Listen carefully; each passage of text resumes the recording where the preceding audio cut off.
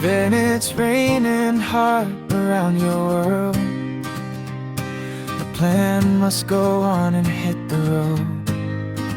Fight all the troubles and all these failures. Teach to be tough and free for all the reasons. Go on and dance your feet and enjoy the music. Remove your shoes and feel the beat. Close your eyes and enjoy the world, and let this world to feed your soul. La, la, la, la, la, la. La, la, la, la, la, la, la, la. Feed your soul. La, la, la, la, la. La, la, la, la, la. Finally, nakarating na tayo dito sa pupuntahan natin. Pero, i-inform ko lang kayong lahat na no internet connection, walang signal dito. SOS. So, walang signal dito, pero i-explore natin tong lugar na to para sa inyo. Para may idea na kayo. Ito yung between Airdrie at saka Cochrane na na park, provincial park dito sa outside Calgary. So, tara, explore tayo. Lakas na ng hangin. Sobrang lakas ng hangin. At kung gusto mong pumasyal dito, may mga restroom naman dito. So, accessible naman sila. Ayan. May restroom. Tapos, wala kang gagawin dito kundi mag-hike lang. Meron ditong stream na pwede mo puntahan. Pwede ka rin mag-picnic dito. May mga tao na nagpi-picnic, nagre-rest, nag-e-enjoy dito. So ito yung park regulations. They use only 7 to 11 PM. Tapos camping is prohibited, liquor prohibited. Basta maraming prohibited. Bawal din ang drone. So nasan tayo ngayon? You are here. So kung gusto mong pumunta dito o umakyat dyan sa creek, ganda rin yung creek dito, malinaw din oh.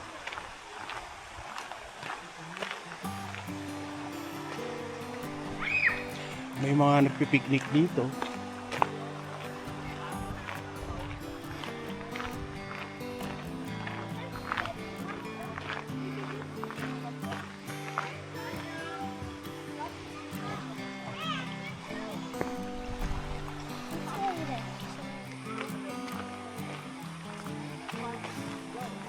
Yan mismo yung pinaka-creek dito. Sa Pilipinas, isang ordinaryong lang to, creek. Pero dito, yung ganitong klase ng creek is park na. Oh, di ba? Ganda oh.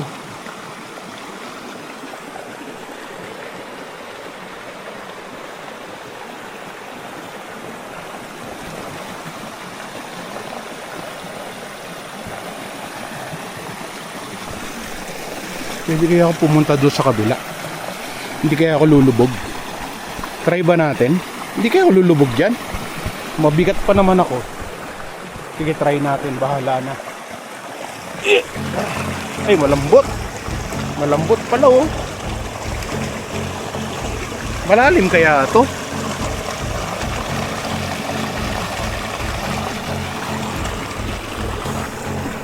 Kung lilipat ako dito sa kabila, pwede kaya ako lumipat lang. Di ba ako lulubog dito?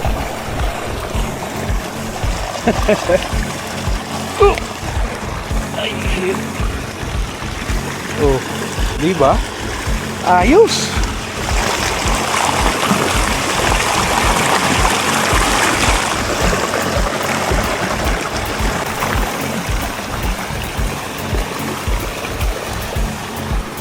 Kung dito ako dadaan, ano kaya yung makikita ko dito? Lipat ako dito sa kabila. Tatawid ako. Paano ba ito? Bigat ko pa naman. Ayos. Ito, may akyatan pa kaya to? Putik na rito. Maputik na nga. Basa na yung sapatos ko.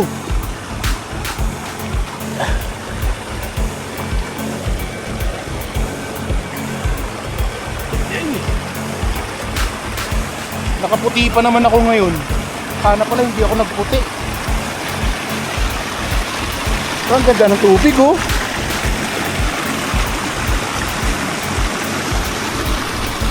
Oh. Ayos.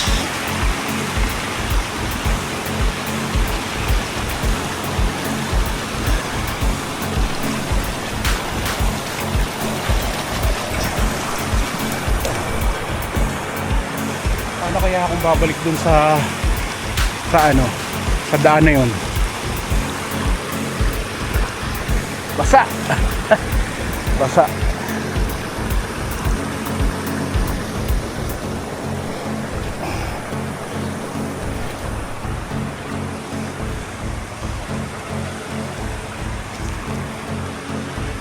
Dito na ako sa may damuhan. Hindi ko alam kung saan na napasok. Ay. Pero yung mga damo rito, oh, ganda, oh. No?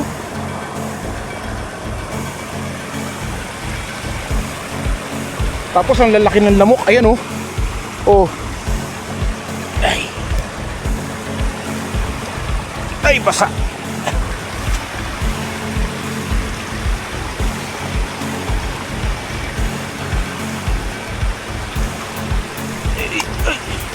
Sapatos ko, oh, putik na. Putik-putik na ka-birds. Ay, akit tayo dito.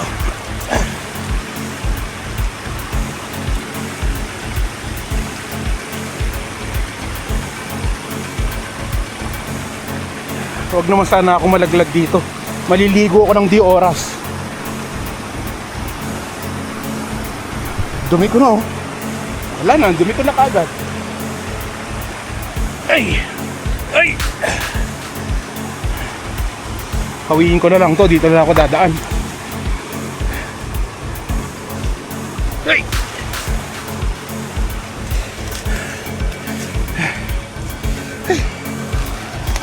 Ayun. Ay. Nakakyat na ako. Nakakyat na ako pero ang putik na ng sapatos ko. Pati yung damit ko. Sobrang dumi na ng damit ko.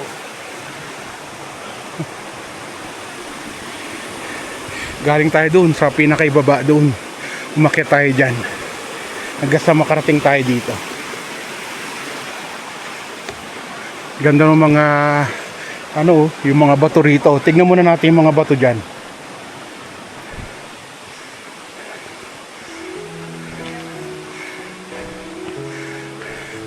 Discovered opportunities.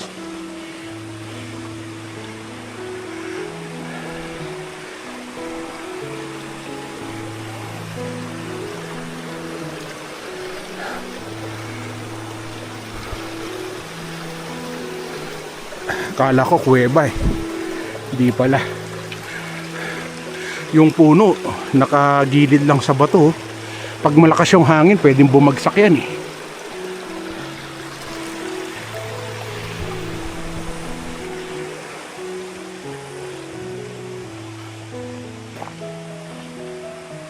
So akyat pa tayo sa taas.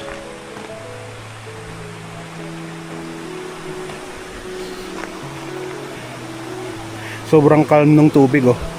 Kitang-kita yung reflection ng mga puno.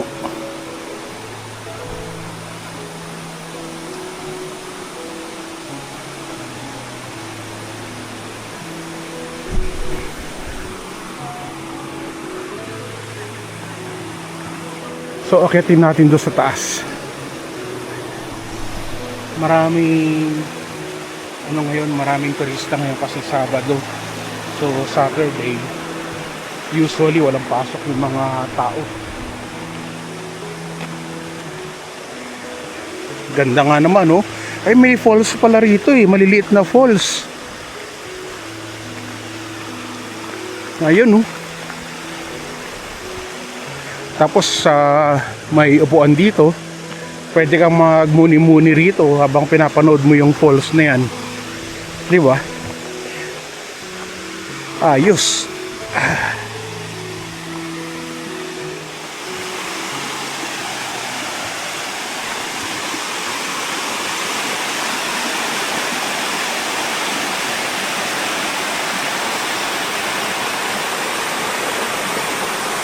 Siguro kung wala yung mga kahoy-kahoy na yan, mas magandang tignan, no? Kasi may mga sanga, may mga kahoy, pero alam ko bawal hawakan yung mga yan, bawal tanggalin yung mga yan eh.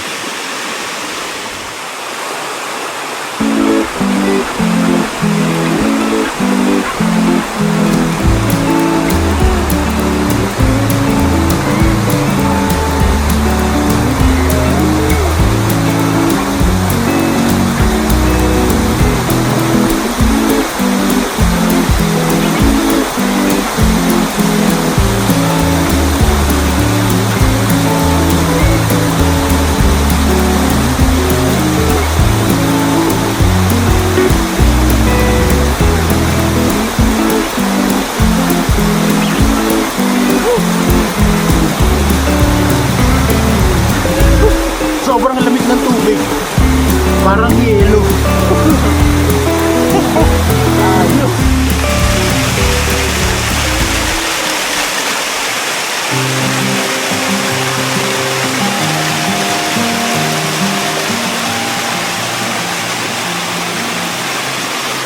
Ayos.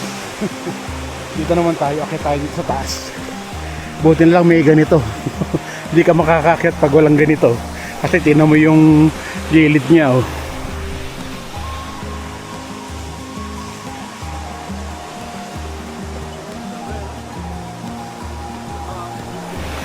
Ayos, so may puno sa pinakagitna. Nabuwal na puno.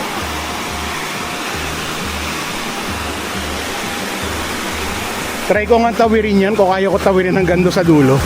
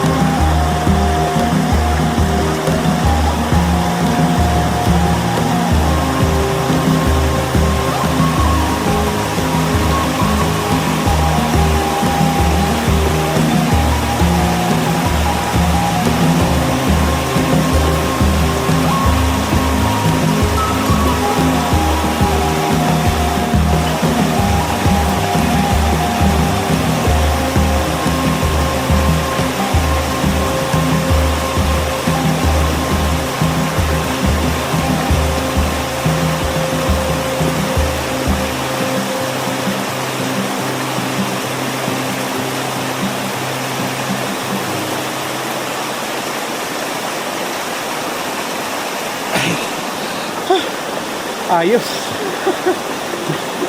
Nakaya ko, Kabrex.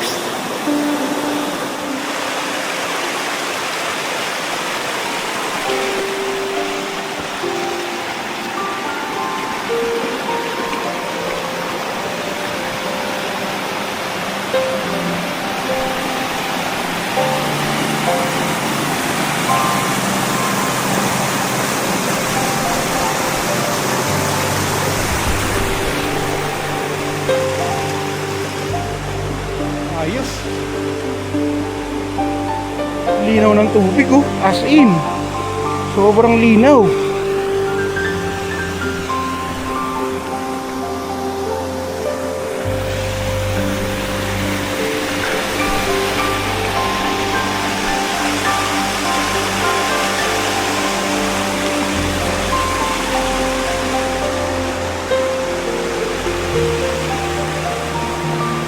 Uy, dito may maliit na falls.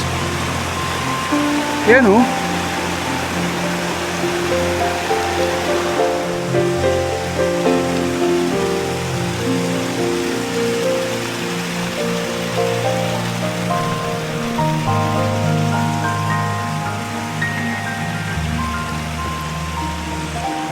Daming lamok.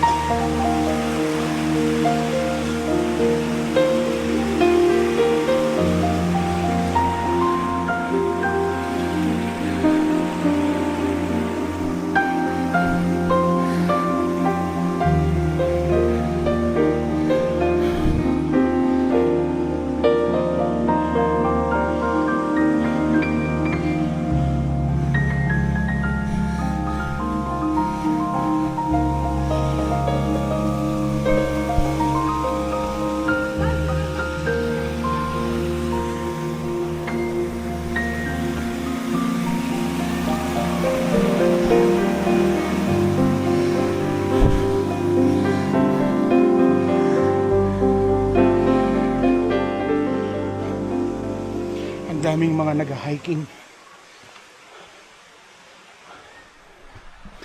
May isa pang tulay dito sa dulo.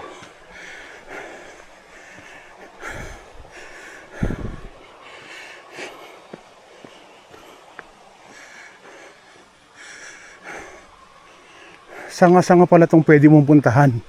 Pwedeng padiretso at pwedeng dito rin sa kabila.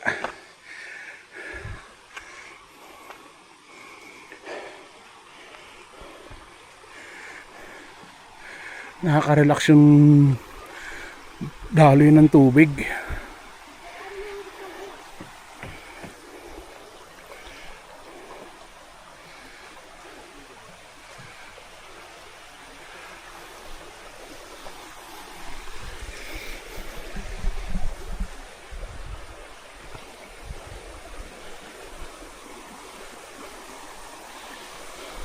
Pwede ka umakyat doon sa tuktok ng hill or dito ka sa gilid ng river, pwede rin, o doon sa kabilang side ng tulay.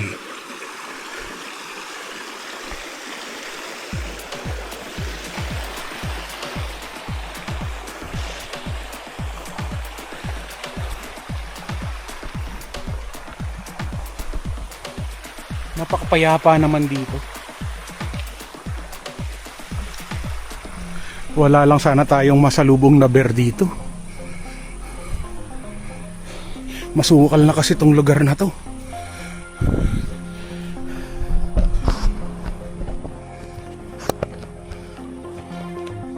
Huwag naman sana tayong maligaw. Basta sunod lang ako dito sa truck ng daanan na to.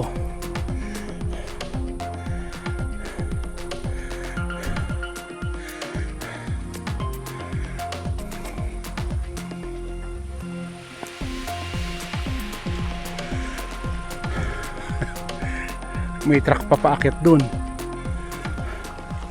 Tapos may truck na papunta dyan. Ay shit, may snake. Tapos may truck na papunta dyan. Ay shit, may snake.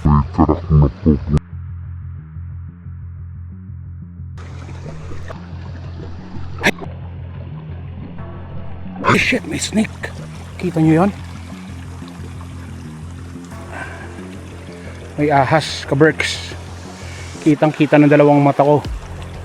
Baka nakatingin sa akin ah. Nandyan lang siya sa damuhan. Ewan ko kung nahagip ng camera yung snake. Ano, tatawid ba ako dito? Kinabahan naman ako bigla. Nandyan lang siya eh. Ayoko na dyan, dito na ako. Balik na ako. Retreat. Takot ako sa ahas eh. Ahas na hayop o ahas na tao, takot ako pareho. Balik na ako. May ahas pala rito. Naku, biglang napatingin na ako bigla sa daanan. Naging sharp na tuloy yung aking paningin dahil baka may matapakan tayong ahas. Tignan natin mamaya sa camera kung nakita yung, kung nahagip ng camera yung ahas. Hey! Ayun pa! Shit!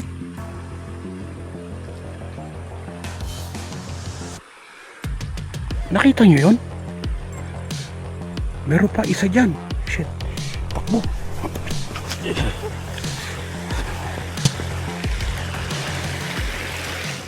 Dahil palang ahas dito. Balik na tayo. Ayoko na. Okay na yun. Na-explore ko na yung lugar. Kanina pa naman doon ako sa pinakamasukal na daan, nagpupunta. Dito na tayo dumaan sa mas malinis.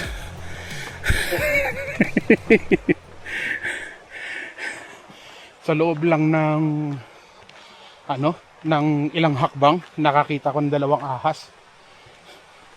Baka meron din sa puno ah. Takot na ako bigla. Ayoko na dyan dumaan. Dito na ako sa malapad na kalsada.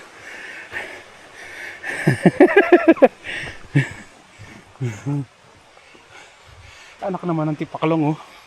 Gusto ko lang naman na mag-adventure. Gusto ko na ma-enjoy ko yung hiking.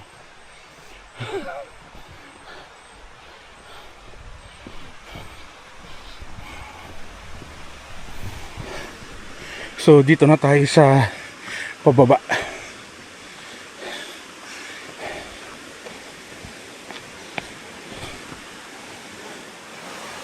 Dito wala ng tao. Kanina ang daming tao dito, ngayon biglang nawala na lahat. Ay! Parang patakbo na ako pababa. Ayan, kahit pa paano dito medyo safe na.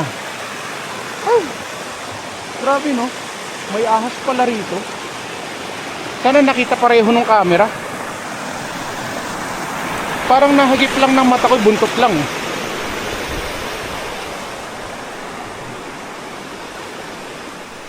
Kanina enjoy pa naman ako na pag-hiking, ngayon biglang nanlambot na ako. Natatakot na ako humakbang ngayon. Hello po. Pumasok pa ako dun sa mga bato-bato, mamaya may snake pala dyan.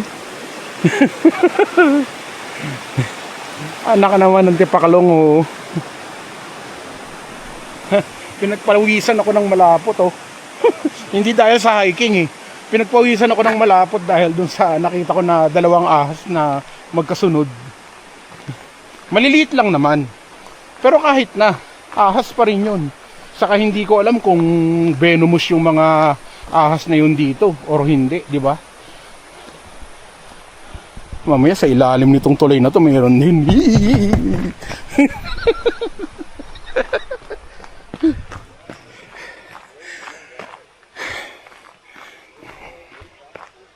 Dito na tayo sa baba. Finally nakababa na tayo.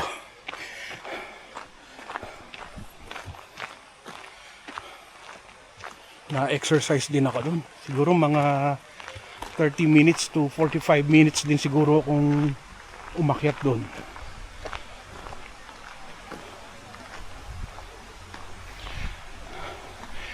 Kung maraming tao, hindi siya ganun karaming tao. Kasi Sabado ngayon. Pero kung pupunta ka ng Banff o Canmore, doon talaga maraming tao. Dito na tayo sa baba. So marami ng mga tao dito sa baba. Tapos may mga piknikan dito. Mayroon nga silang ihawan dito. May mga upuan dito habang nagmumuni-muni ka. Nice.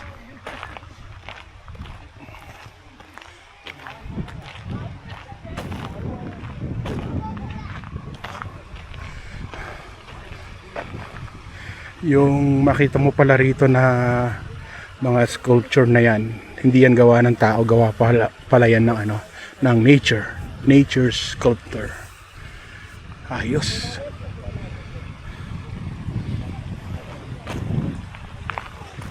Pero napagod na ako, naano pa ako, kinabahan pa ako. Hindi ko alam na ganun yung mangyayari sa adventure ko. Napabilis yung pagbaba ko dito sa baba nang di oras Duwag ka pala sa snake. Oo naman. Sinong hindi, di ba?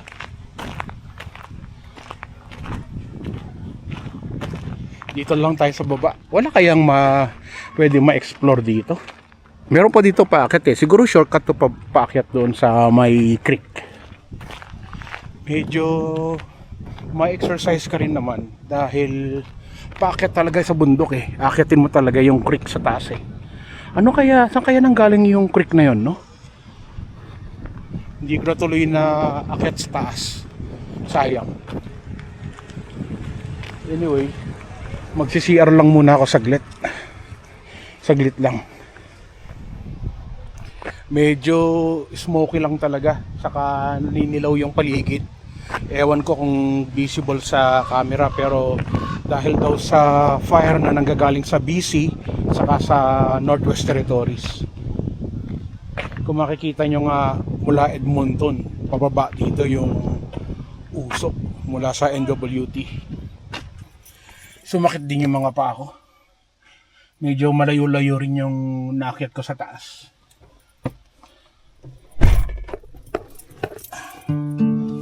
Tara, lipat naman tayo ng location. Hanap tayo ng ibang mapapasyalan. We are driving down a long road, green grass where the wild wind blows. Butterflies dance with honeybees, blue mountains touch the speeding breeze. Sunlight paints the sky so bright, chasing shadows. So finally nakita na natin bukas tong Filipino restaurant dito, no? So meron kaya silang pansit dito. Gusto kong tikman pansit eh. Kahit na madalas akong kumakain ng pansit.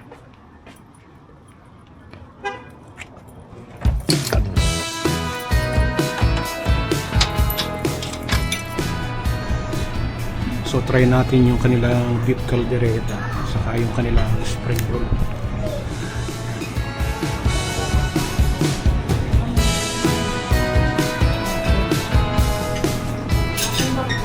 So umorder tayo ng beef caldereta. Ayan. Saka 4 na pirasong spring roll.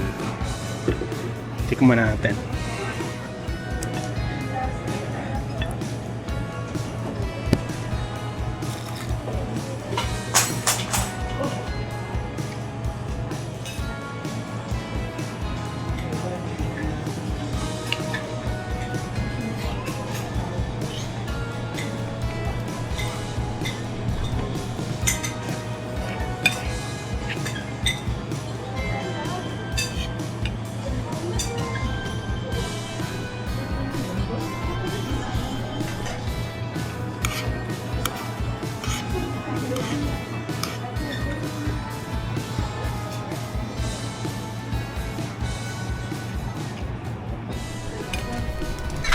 So paglabas natin dun sa Filipino restaurant, umuulan na.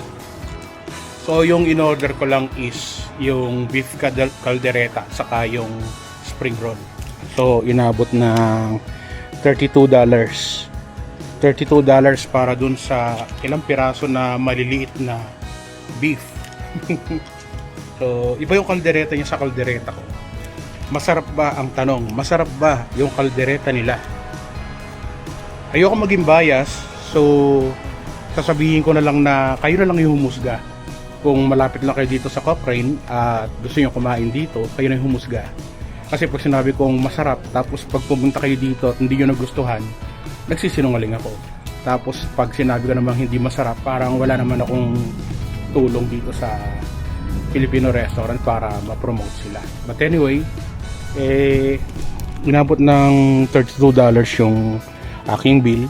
Nag-share lang ako ng $4 na tip para doon sa waitress. Ayun, kayo na bahalang humusga sa pagkain nila rito. Anyway, uwi na tayo. Sunduin natin si Angelo kasi si Angelo nasa shooting. Nagsi-shooting siya ngayon at doon ang punta ko ngayon. Susunduin ko yung anak ko. Nagutom kasi ako, kaya ako nagpunta dito sa restaurant na to. Tapos, basta no comment. Kayo na yung pumunta. Sa mga taga dito sa Cochrane, sigurado na nakakain na sila rito. So, pwede kayo mag-comment dyan sa baba kung nagustuhan nyo o hindi yung pagkain. No comment. Tara. At biyahe na tayo papunta kay Angelo para sunduin ko yung anak ko. Mag-ikot-ikot pa sana ako dito kasi meron pa ritong mga river sa Cochrane. Pero dahil umuulan nga, so diretso na tayo kung saan man tayo pupunta para pick upin si Angelo. Sunlight paints the sky so bright, chasing shadows out of sight. We keep rolling through the night. So medyo maaga pa pala, magkakape na lang muna ako dito sa Tim Hortons malapit kung saan ko susunduin si Angelo. Kape lang muna tayo saglit.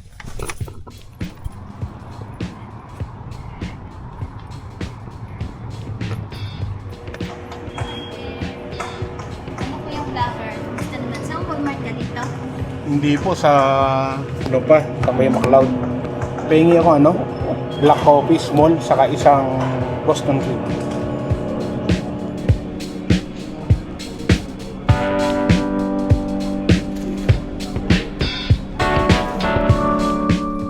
So dito ko susunduin si Angelo.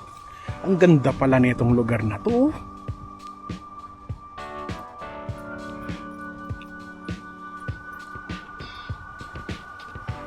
Ano kayang meron dito? Tagal ko na dito sa Canada. First time ko na makapunta rito. Ganda.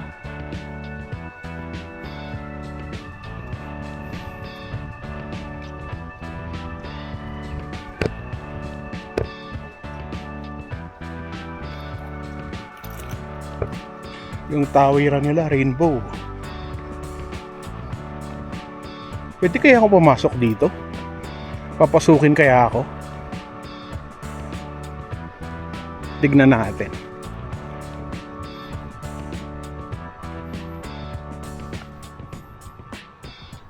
Ayos, ganda oh.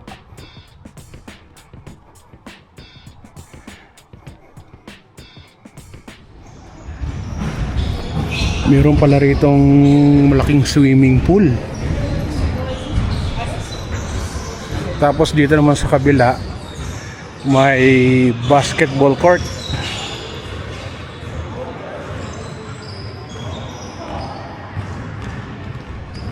So kaya dito si Angelo, baka nandito siya, BMO Theater. Tingin ko nandyan siya sa loob.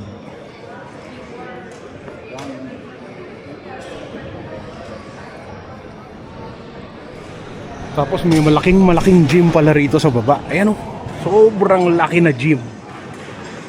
Wow. Ano kaya nandito sa dulo? Meron pang isa dito eh. Eto, hanggang dito gym pa rin oh. Extension ng gym. Wow. Laki naman itong lugar na to. Nakakatuwa naman. Makapasok kaya tayo dito? Ay, sarado. Kasi meron doon na ano oh. Ay, hindi bukas.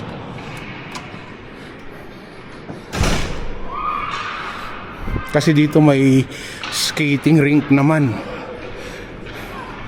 Laki. Wow. Kakatuwa naman dito. Tapos ito yung mga nagka-climbing, wall climbing. Dahil pala rito pwedeng gawin. Kakatuwa. Para ako inosente, no? Kasi first time ko pumunta rito eh.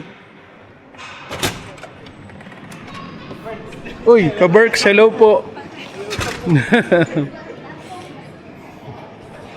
So meron tayong mga ka-Berks dito, nakilala tayo.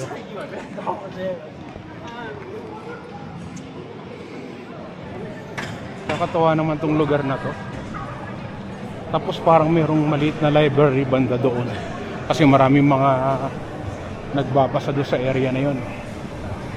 Tapos ito naman ay kung magpapa-member ka. Magpapa-membership ka dito naman. Baka nga dito si Angelo lalabas. Kasi parang ito lang yung theater dito sa lugar na to. Dahil marami namang labas-pasok dito sa theater, ang ginawa ko, pumasok na rin ako. Nagtanong ako kung pwedeng pumasok. Pwede naman daw. Kaya dumiretso na ako sa loob. Tama nga yung hinala ko. Nandito nga sa loob si Angelo. Siya pala yung photographer na video cameraman dito sa ginanap na program dito sa loob. At yun nga, nahagip na natin ng camera si Angelo na kumukuha ng mga pictures.